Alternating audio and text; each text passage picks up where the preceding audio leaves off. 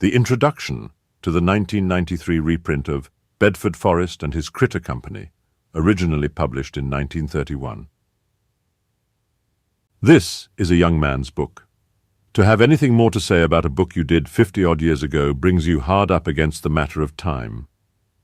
The young author shows a familiar visage, as enigmatic as the portrait of a great-grandfather struck in his youth, gazing into the close air of the parlour.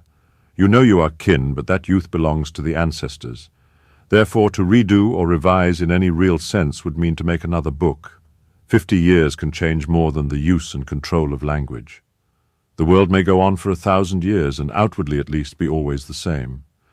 Then something appears out of nowhere, so sudden does it seem, and a shattering takes place, as for example when the stirrup was introduced into Russia by the Sarmatians riding out of Siberia. They stopped with the conquest of Russia, but the stirrup did not stop there. The Goths took it into Rome.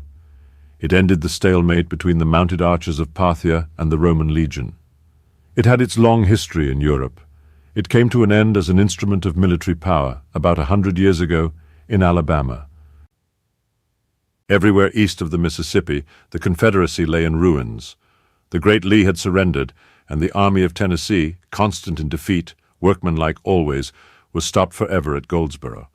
But Sherman had reported that there will never be peace in Tennessee until Forrest is dead. His very name, so long as his troops were intact, made all these larger victories unsure. Reports had it Davis was fleeing Richmond to join him, cross over into the Trans-Mississippi Department, and there carry on the war with Kirby Smith. And then the news. Forrest had surrendered. The Wizard of the Saddle had dismounted for the last time.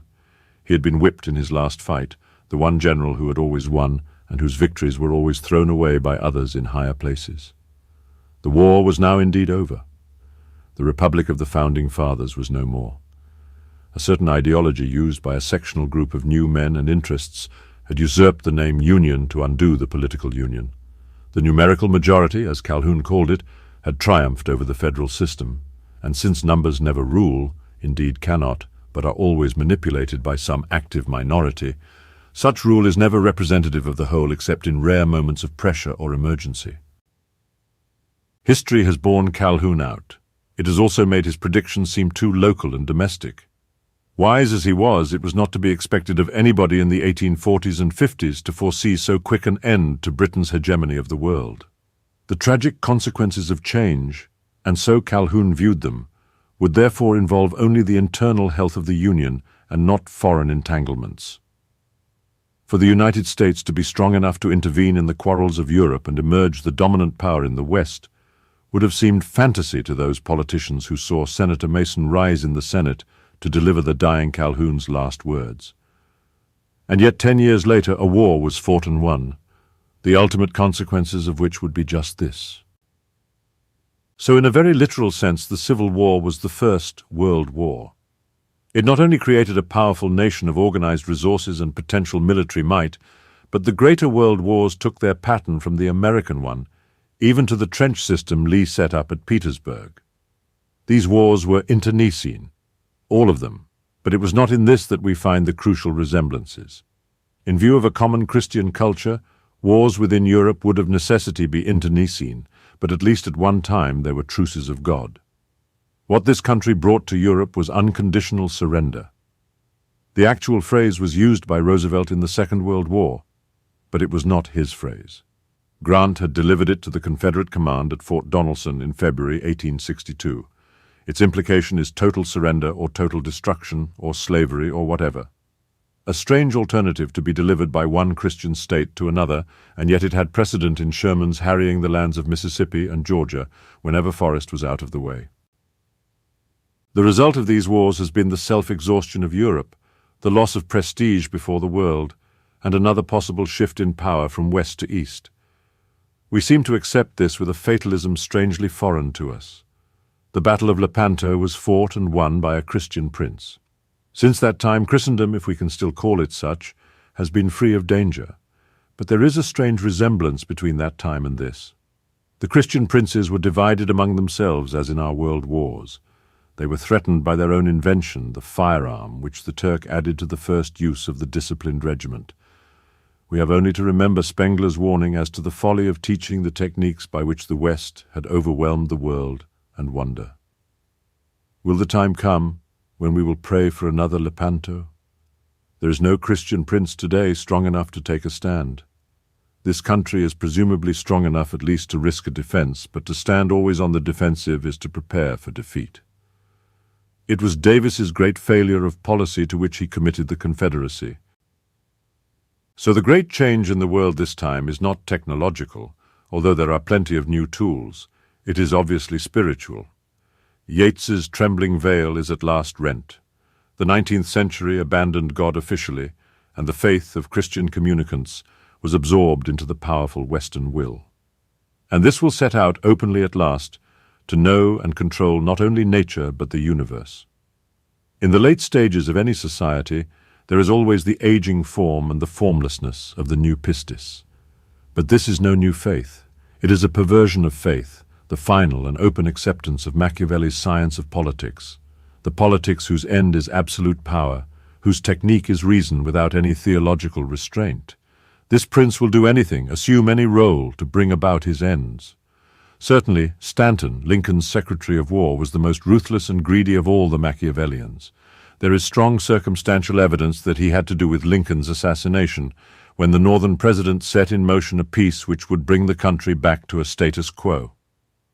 It took a while for this to dominate Northern policy, but after Grant and Sherman took over the command, the entire strategy became Machiavellian.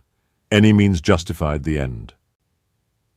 In the Wilderness Campaign and at Cold Harbor, Grant's slaughter of his own soldiers was not merely lack of imagination. It was the sacrifice of the individual, the humane, the personal, to the force of abstract mass. For unconditional surrender, that is, absolute power, was his end. And yet he was a kindly man. He almost pushed it too far, for excessive loss in an army's manpower comes in time to shatter morale. Forrest had all the energy of the Western man, his terrific will, but he was fighting for the traditional element in our society. He was able to use against the enemy his own method. He, too, asked for unconditional surrender and added, "Or I will put every man to the sword." But he never lost the sense that an army is composed of individuals. Nothing threw him into a temper so much as the useless loss of men.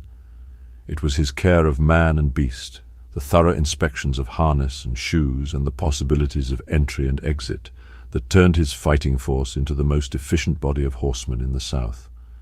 His soldiers would follow him anywhere, and did, because they knew this. He always fed them, and he always brought them out, and usually stronger than they had entered the campaign. For this and other reasons he was the crucial figure in the Georgia campaign, and the Northern High Command knew it. Sherman said war is hell, and by this he meant total war, openly carried out upon the civil population, with the shrewd understanding that if the source of supply was cut off, the armies would dwindle and perish. Partly due to Forrest, he was unable to lay waste sufficient territory to dismantle the army before him, but his subordinates' attitude toward the civil population, as is always the case, brought home to the people of the South the meaning of this un-Christian policy. It placed Forrest in the role of avenger, for he never failed to punish the enemy. The outcry in the North when Fort Pillow was so savagely reduced by him comes from the fear that the very forces the new Machiavellians had released could be returned in kind. A circumstance in my own family bears out how this dangerous power acted in a specific instance. My grandmother, as a little girl, was playing outside her house with other children. A Union soldier up the street shot into the crowd of children, and she was hit in the neck just short of the jugular vein. When she ran into the house to her nurse, the blood was in her shoe and covered an apple she still held in her hand. Nobody ever knew why the man shot into the group of children. He got on his horse and galloped out of town and was never seen again, and was certainly not apprehended by his own officers. Of course, this incident could have happened at any time in peace or war, and for any number of reasons. The point to be made is the official enemy attitude toward the incident. Though she was obviously bleeding to death, a doctor was forbidden since her father had not signed the oath of allegiance. A young officer from Kentucky took the responsibility of getting her one, but later a squad of soldiers arrested her father and took him away cursing to make him sign the oath, and later still in the night she watched the soldiers troop by her bed, staring enormous and dark, as their bayonets scraped the ceiling. This was the image she kept as an old woman. She must have got it from her mother's helplessness before this invasion of privacy at such a time. This was the change that was to come over the world, the helpless made to feel their helplessness. It is well, General Lee said at the height of his success, as Pelham's small battery was holding up the attack of 50,000 men at Fredericksburg. It is well that war is so terrible. Were it not so, we should grow too fond of it. As the wars grew even more terrible and worldwide, and the results more abstract and inhuman, we began to feel the abyss below us. We cry for peace, not for a life of peace, but from the fear of annihilation. Yet the Christian dies alone. The fact that millions may die at the same time is meaningless, for it was Christ's promise that at world's end each separate person would find his own body and rise up his complete self, and he would be judged as an individual among a neighborhood of individuals. This was the intrinsic meaning of Christianity, and it was new, the promise of immortality for everybody. Before Christ's coming, the East looked to some world cataclysm as we do. They feared utter annihilation as we do, for they had no sense of the Christian individual. We have lost, although not completely, our sense of it. As our high priests, the scientists, feel they are conquering nature, the mass of individuals grows more ignorant about it and therefore about human nature. The public does not really comprehend the meaning of a rocket to the moon. They've already been there in the comic strips. This public is Calhoun's numerical majority with a vengeance. And the minority of rulers has shrunk to the supra-individuals or supermen such as Stalin and Hitler, or Roosevelt and Churchill. They have become the sources of destiny, if not of salvation, since they have had to assume, willingly or not, the power and will which was once God's. Believing only in Machiavellian power, Stalin starved to death some millions of his countrymen. Henry II put on sackcloth and ashes and walked across England merely for his implication in the murder of Becket. But he was a Christian monarch who believed in damnation. The world over which Forrest's men rode and fought was closer to Henry II's than it is to ours. They are centuries apart. Yet those centuries knew the orderly return of the seasons, saw the supernatural in the natural, moved about by foot, by horse, and at sea by the wind. We have put our faith in the machine. This is the concrete showing of the nature of our change. We view the technology of its laws as if they were as automatic as nature's. But the machine is not nature. It is man-conceived, but not man-controlled, hence the monstrousness in serving it. The machine was meant to ease and speed up man's business a little, not change the look of nature. If it keeps up, it will change the nature of man, for we are moving so fast nobody is still long enough to see what is before him. The highways which are supposed to connect communities are becoming the community. In certain states the wilderness is growing again, but this time it is owned by paper corporations. The one image to clarify and define our state of being is the tons of trees growing, to be chewed up, to make paper, to advertise Lydia Pinkham's female tonic. In the beginning was the Word. Is it to end a flux of printed matter offering nostrums at a price? It may, for we are losing that immediate and substantial sense of our surroundings which remind us of our humanity. Our last frontier is the heavens. Our pioneers are already there, and the world looks no more familiar than it does on a map. In the old wilderness a man was sometimes by himself, but he was never alone. He made a slow progress. To camp on the wilderness trail compared to our travels was almost to settle, and he did indeed settle each night. His eyes made the flora and fauna about him a familiar hiding place. He might go astray or become bewildered, but he was never lost. He knew where he was, because he knew who he was and where he wanted to go, and this was always forward. Between stations he would remove, as he said further on. His descendant wants to leave the world altogether. What a man hanging to a ball in space will learn remains to be seen, but whatever, he will be the man quite without location. Location is that other force in our inheritance which balances our need for movement. It is the family which represents it and maintains it. The family does not flourish among abstract ideas.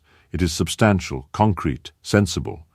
There was no Augustinian here separating psyche and physic. Flesh and spirit moved the one in the other, confined by the internal mystic form of belief. It was the basic unity of the Christian community, and hence the state. It carried authority. No matter what talents an individual might have, the family was always greater than he. It was this kind of a community that Forrest surrendered in 1865, but it was not delivered until over 100 years later. It was the community into which I was born and in which memory called Forrest the great hero. The hero saves not only by his prowess, he saves by the divinity within himself. Indeed, his prowess depends upon this divinity. The hero's most perfect image is, of course, Christ, the man-God. There is no hero unless the odds are overwhelmingly against the thing he stands for, or the rescue which takes him upon his quest. They are the powers of darkness. They show in the brutal weight of matter the seemingly irresistible forces of mass.